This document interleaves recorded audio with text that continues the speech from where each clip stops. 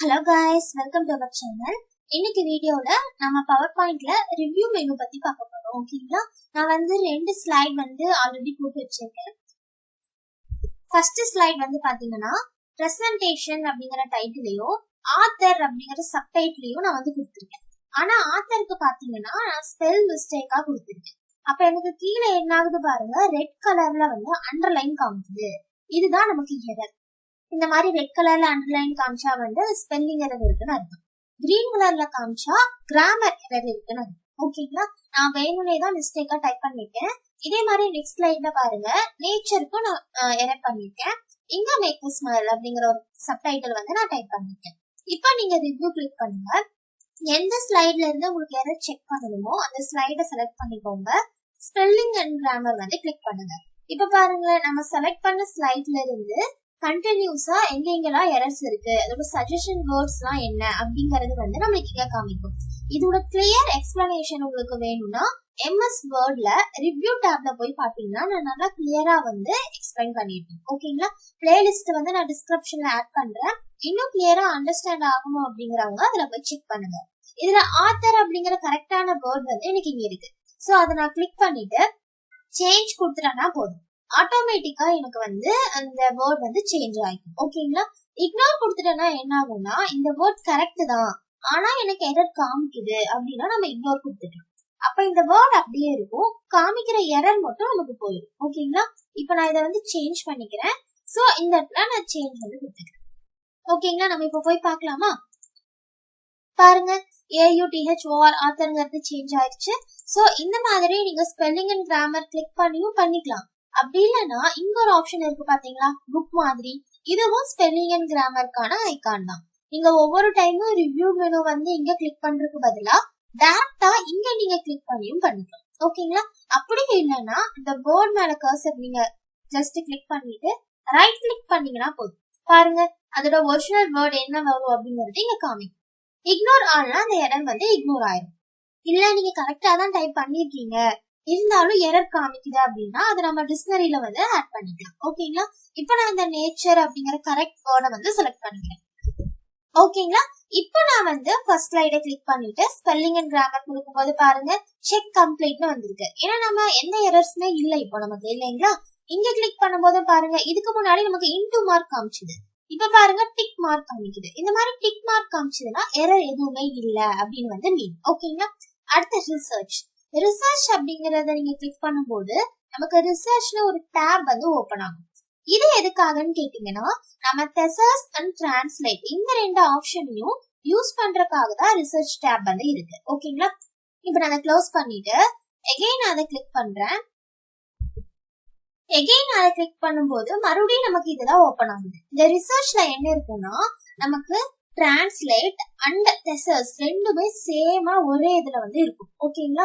ஆனா இப்படி வேண்டாம், நான் thesaurus மட்டும் தான் பார்க்கணும், இல்ல டிரான்ஸ்லேட்ட மட்டும் தான் பார்க்கணும் அப்படின்னு நீங்க நினைச்சீங்கன்னா அதெல்லாம் பாருங்க நமக்கு ஹைட்ல இருக்கு.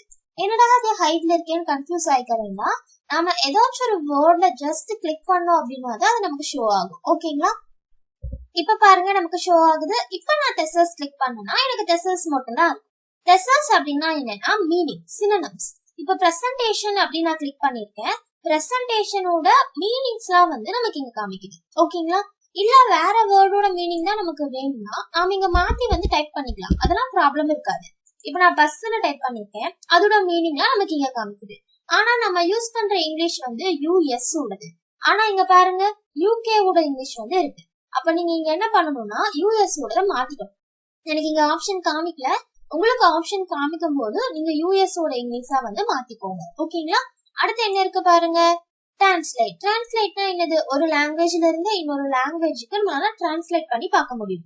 இப்ப பாருங்க நமக்கு இங்க கரெக்டா காமிக்குது இங்கிலீஷ் US அப்படின்னு சொல்லிட்டு. இதுல இருந்து நம்ம என்ன லாங்குவேஜுக்கு வேணாலும் மாத்திக்க முடியும். ஓகேங்களா? இவ்ளோ லாங்குவேஜஸ் காமிக்குது அப்படின்னா உங்களுக்கு எது வேணுமோ நீங்க செலக்ட் பண்ணிக்கலாம். அதுக்கு அந்த லாங்குவேஜஸ் எல்லாம் நீங்க செட் பண்ணி வச்சிருக்கணும். ஓகேங்களா? நீங்க சேஞ்ச் பண்ணும்போது நமக்கு கீழே ஒரு ரெஃபரன்சஸ் காமிக்கும். அடுத்து என்ன இருக்கு பாருங்க, லாங்குவேஜ். இதை நீங்க கிளிக் பண்ணி இங்கதான் நீங்க லாங்குவேஜ செட் பண்றீங்க. எதுக்குன்னா டெக்ஸ்டுக்கு உங்களுக்கு இங்க டைப் பண்றீங்க பாத்தீங்களா, அதுக்கான லாங்குவேஜஸ் எது வேணுங்கிறத நீங்க இங்க செட் பண்ணிக்கலாம். அதுலயும் இப்ப தமிழ்னு எடுத்துட்டீங்கன்னா ஒவ்வொரு ஏரியா சைடு ஒவ்வொரு மாதிரி பேசுவாங்க. அந்த மாதிரியும் நமக்கு இங்க கொடுத்துருப்பாங்க. பாருங்க அரபிக்லயே எவ்வளவு இருக்கு பாத்தீங்களா. அந்தந்த ஏரியாவோட நேம் பிராக்கெட்ல கொடுத்துட்டு இந்த சைடு வந்து அவங்களோட லாங்குவேஜ் கொடுத்திருப்பாங்க. உங்களுக்கு என்ன லாங்குவேஜ் வேணுமோ நீங்க செட் பண்ணி யூஸ் பண்ணிக்கலாம். அடுத்து ஷோ மார்க்அப். இந்த ஷோ மார்க்அப் வந்து நம்ம கமெண்ட் பண்ணாதான் காமிக்கும். சோ இந்த இடத்துல பிரசன்டேஷனுக்கு நான் ஒரு கமெண்ட் பண்ண போறேன். சோ நியூ கமெண்ட் கிளிக் பண்ண உடனே பாருங்க பக்கத்துல வந்து நமக்கு ஆட் ஆகுது. என்ன நேம்ல ஆட் ஆகுது? ப்ரோசி. ஏன் 1ன்னு காமிக்குது அப்படின்னா இது வந்து ஃபர்ஸ்ட் கமெண்ட். சோ நமக்கு 1ன்னு காமிக்குது. ஓகேங்களா. இங்க நமக்கு என்ன கமெண்டோ அதை வந்து நம்ம டைப் பண்ணிக்கலாம். இப்ப நான் சும்மா வந்து டுடே அப்படிங்கிற கமெண்ட் வந்து டைப் பண்றேன். இப்ப நான் ஜஸ்ட் வேற இடத்துல கிளிக் பண்ணும்போது ப்ரோசி 1ங்கிறது நமக்கு அப்படியே தான் காமிக்குது. இல்ல இது நமக்கு காமிக்க கூடாதுன்னா ஷோ மார்க்கப்ப கிளிக் பண்ணிக்கோங்க. பாருங்க கமெண்ட் இங்க பண்ணிருக்கோனே தெரியாது. இல்ல கமெண்ட் நம்ம படிக்கணும்னா எகைன் கிளிக் பண்ணுங்க, என்ன கமெண்ட்னு காமிக்கும்.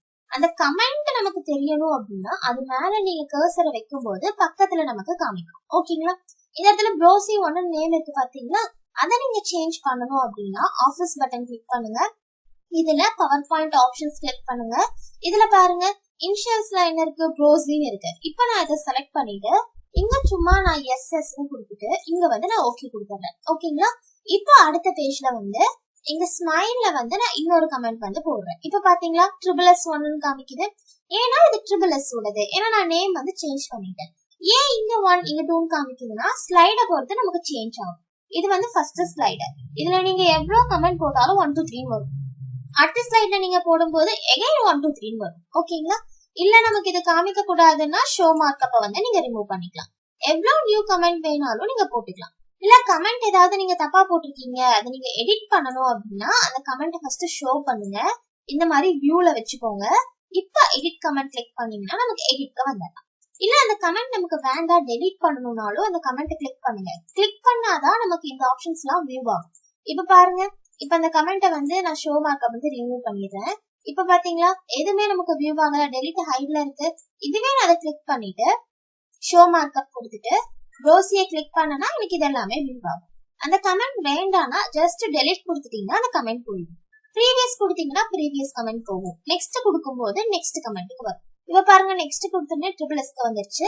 இப்ப நான் ப்ரீவியஸ் கொடுத்தேன் அப்படின்னா ப்ரோசிக்கு வந்துடும். ப்ரோசி எனக்கு வேண்டாம் டெலிட் பண்ணணும் அப்படின்னா நான் டெலிட் கொடுத்துருவேன். இப்ப பாருங்க அந்த கமெண்டே நமக்கு டெலிட் ஆகும். ஓகேங்களா. ப்ராடக்ட் பிரசன்டேஷன்னா இந்த பிரசன்டேஷனுக்கு நம்ம பாஸ்வேர்ட் வந்து கிரியேட் பண்ணி வச்சுக்கணும். இத கிளிக் பண்ணுங்க. இதை நம்ம கிளிக் பண்ணும்போது எனக்கான இன்ட்ரோடக்ஷன் மேனேஜ்மெண்ட் சர்வீஸ் வந்து ஓபன் ஆகுது. ஏன்னா நான் யூஸ் பண்ணிட்டு இருக்கிறது 2007. அது வந்து கொஞ்சம் ஓல்டு வெர்ஷன் இல்லைங்களா. 2013ல நீங்க ட்ரை பண்ணும்போது உங்களால ப்ரொடக்ட் பண்ண முடியும். இப்ப நான் இதுல எஸ் கொடுத்துட்டு நெக்ஸ்ட் கொடுத்தாலும் நம்மளால சர்வர் டேட்டா கனெக்ட் இல்ல ரெஃப்ரெஷ் பண்ணுங்கன்னா காமிக்கும். நான் இதை வேணா உங்களுக்கு எகைன் ஒரு டைம் நான் அப்டேட் பண்ணிட்டு ப்ராடக்ட் டாக்குமெண்ட் வந்து சொல்லி கொடுக்குறேன். ஓகேங்களா. ஓகே இந்த வீடியோல வந்து நம்ம ரிவ்யூ மெனு பத்தி தெரிஞ்சுக்கிட்டோம். நெக்ஸ்ட் வீடியோல வியூ பத்தி பார்க்கலாம். வியூ வந்து ஈஸியா தான் இருக்கும். ஆனா ஒவ்வொரு மெனுக்குள்ளயும் நமக்கு நிறைய ஆப்ஷன்ஸ் வந்து இருக்கும். ஓகேங்களா. சரி இந்த வீடியோ உங்களுக்கு பிடிச்சிருந்தது அப்படின்னா லைக் பண்ணுங்க, ஃப்ரெண்ட்ஸ்லாம் ஷேர் பண்ணுங்க. இதே மாதிரி நிறைய வீடியோஸ் பார்க்கறதுக்கு நம்ம சேனலை மறக்காம சப்ஸ்கிரைப் பண்ணிக்கோங்க. தேங்க்யூ ஃபார் வாட்சிங்.